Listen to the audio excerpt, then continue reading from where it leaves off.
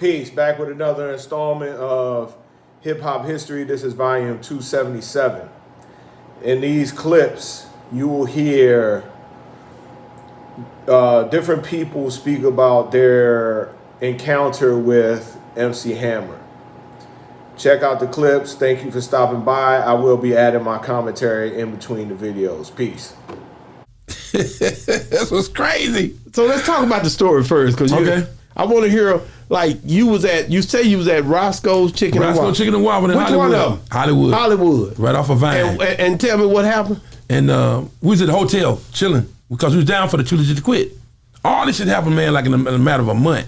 A lot of different events. So one of the, I guess, people, spies, whatever, Hammer, Ice Cube is at Hollywood. But what did Ice Cube and Hammer have issues about? The video he had made. He had a video. I mean, he tied Hammer up, put the duct tape on him, threw him in the trunk, and what was the name of that shot song? Him. I can't remember. But I remember the video. I remember it. Yeah, him and Pooh.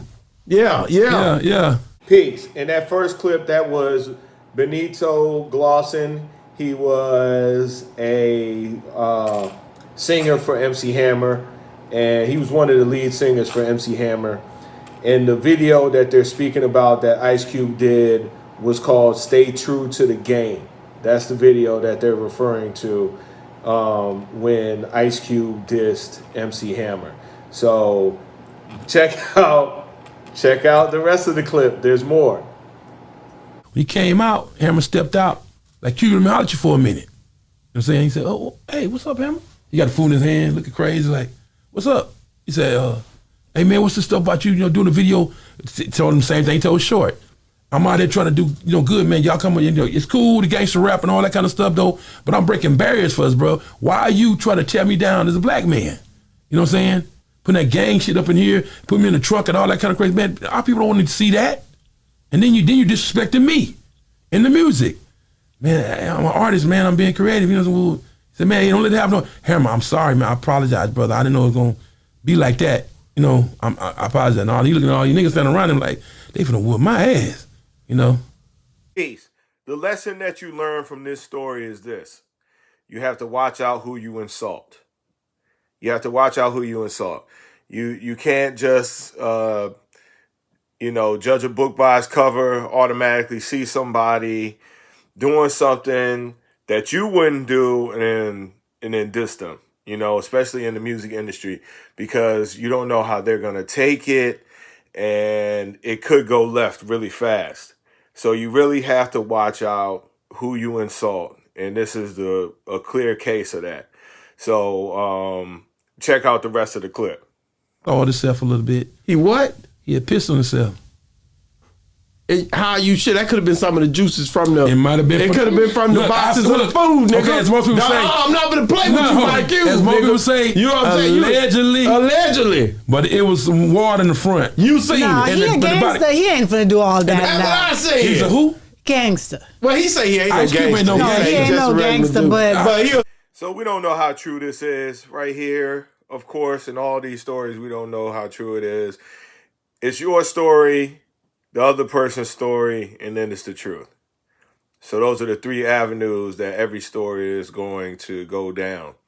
So, I mean, you don't know if this actually happened. I'm pretty sure if it did happen, Ice Cube is going to deny it. And to this point, Hammer has not talked about this situation to confirm any of this stuff. I don't remember Hammer even talking about this story at all. So, it's just a case of your story, my story, and the truth. So if it did happen, that's crazy. But anyway, check out the next clip. This is going to be MC Search talking about his encounter with MC Hammer. Peace. Well, Lior had a dude who worked with him from Los Angeles named Big D. And Big D was also the day-to-day security for Run DMC. So Lior calls Big D, and Big D says, well, the person we need to call is Eric B. Eric B will know. Eric B calls Russell and goes, yeah, it's true. There's a hit. Rolling 60 Crips, 30,000 members, $50,000, dead. So Russell says to Eric B., well, how do we stop this? And Eric says, nah, you should just let it happen, and hangs up the phone. Peace. $50,000 is a little steep. I believe that this is embellished a little bit. But we don't know, you know. I doubt it, though. I doubt it. He probably wouldn't have to pay that much to get them beat down or whatever. And actually, in one of the clips that I have on here, there's more, I wouldn't say detail, but just more insight into the issue. Too Short talks about it. So I don't know, man, but what I can say is that watch out what you say about people, man. Don't judge a book by its cover. But coming up on the next clip is going to be Redman talking about his encounter with MC Hammer. That goddamn MC Hammer, very serious about beef. Y'all motherfuckers laugh and y'all joke about Hammer. No, no, no, no. That nigga was deep with niggas. And he used to, what anybody who talks shit come to the Bay Area, they was in for it. Cause we seen it. I seen it. And he was very serious about beef. Oh, you gonna talk about my dancing pants? I see you. And he will whoop a nigga out. Peace. As Redman details his encounter with Hammer, or he didn't really detail it, but the reason why they had some friction is because on Redman's debut album, he has a skit on there called Funky Uncles where they are dissing Hammer. You know, it's just a skit, you know, they're joking him, but they are, you know, dissing him or whatever. I didn't talk about this before with MC Search and Third Base. That Third Base dissed him on Gasface. And the reason why they dissed him in the first place was because Hammer had took shots at Run DMC. All right, so Hammer took shots at Run DMC on Turn This Mother Out. I don't know if he actually said anything on the song, but I do remember on the video there was some, you know, references or whatever, some subliminals or whatever. So that's why Third Base and them went at him. And then Prime Minister Pete Nice on the Cactus song actually took it a bit further and, you know, said something about Hammer's mom, which was that, you know, that's in poor taste. Whenever you say anything about somebody's mom, that's in poor taste. They should have just kept it lyrical. I can understand why somebody would get upset about that. I still don't think that there was a $50,000 hit put on them or anything like that. I think that's a stretch.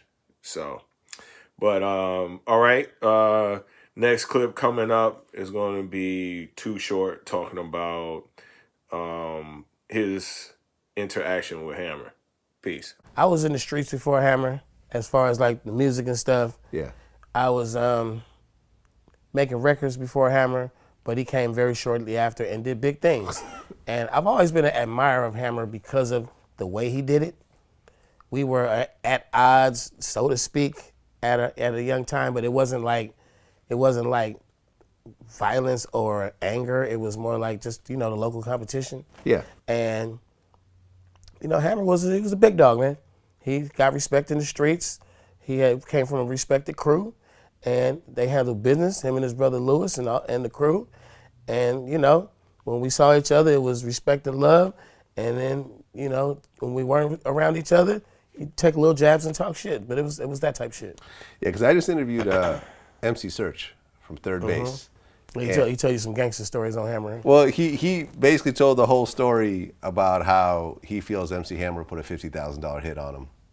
You know, I wouldn't agree to that, but I would say without spending any money, Hammer could have told some people to fuck him the fuck up, like, and he wouldn't have to pay to tell somebody to fuck somebody. Closing, never judge a book by its cover. another reason why I'm doing this video is to provide some insight on certain things. When we were growing up, dudes that actually was about that business, they weren't running around talking about that business. You see, I believe Hammer didn't really talk about a lot of this stuff because it's incriminating. Hammer didn't talk about this stuff, man. And of course, he's not going to admit to a $50,000 hit. And it's a little, I don't know what you want to call it, but it's a little snitchy the way that Search is doing this. Never judge a book by its cover, man. Ever. Because it can get you hurt. Straight up. And if you really in the streets and you really about that life, these drill rappers need to take advice from Hammer by just watching how he moved. He didn't put it in raps, man. Hammer didn't talk about beef and raps. It was more about partying, and there were some upliftment bars in there too, with certain things that came later on down the line. And then, I'm not really too familiar with Hammer's music, but I don't think that he was talking any negativity. You see? So you got to watch out how you talk to people, man. But anyway, never judge a book by its cover. And just because you hear somebody talking, they just might just be making noise. They might not be about that action. Because when you about that action, you ain't going to tell somebody what you about to do. And on that note, peace.